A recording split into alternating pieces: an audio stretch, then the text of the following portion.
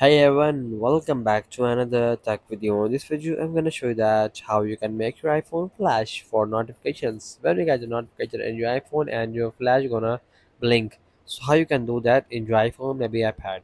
Simply just go to settings of your iPhone and you have to make sure that you just update the latest iOS version in your iPhone, maybe iPad.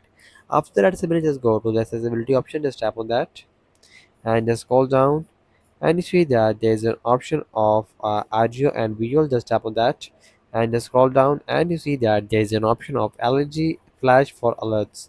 Just tap on that and just make sure that's turn both every toggle on that section, so your option gonna start.